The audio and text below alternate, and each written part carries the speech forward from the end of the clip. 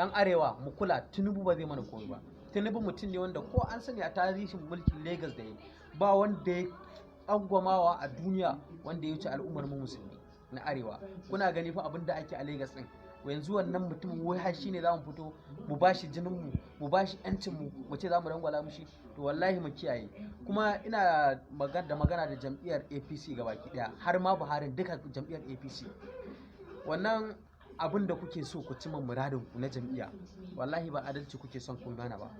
Ku tsaya ku gani, shekara 8 aka yi Buhari, kai in ma za ka ga, ina son dan Allah bidiyon na kai gurin Buhari ba kai mana adalci ba. Mu yan arewa mun fito kwanmu da kwalkwatan mu, mun baka jam'iyya, mun baka ƙuri'a, amma baka yi mana adalci ba. Karshe ka ɗauko wani rubabban wanda ya fi ka riɓewa ka ɗora mana shi akan mulki.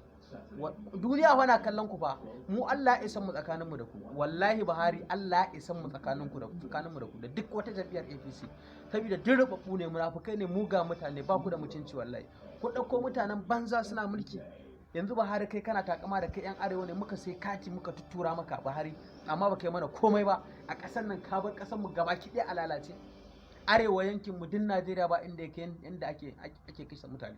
Wai a zo a ɗauki mutum a bada kuɗi sannan a kashe shi. Kai wannan abin ƙarya ne, wai a ce gwamnati ba ta san me take yi ba. Ko ni nan da ba gwamnati bane ba, ina da experience inda in yau aka bani shugabanci ta wannan bangaren, wallahi mun ga ƙarshen yan ta'addan nan.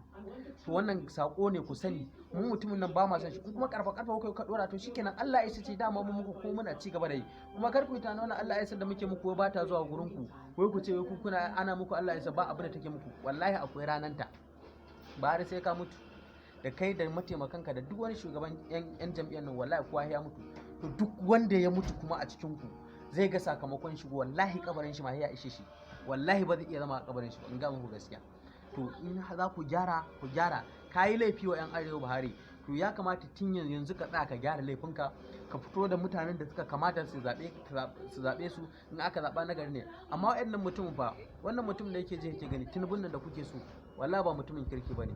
Yawwa, fatan alkhairi ga duk matasan Najeriya, wanda ya ji wannan yayi amfani da shi, wanda ya ji wannan ga matasan Najeriya yayi amfani da shi. Ibo din nan mutanen kuna ji kuna gani a Lagos da Yarabawa haɗa kansu suke su kashe musulmi, kowa yana kin musulmi. Kai kuma sai ka je ka ba Yarabe ƙuri'a ko ka je ka ba Ibo, wallahi ba ruwanmu da su.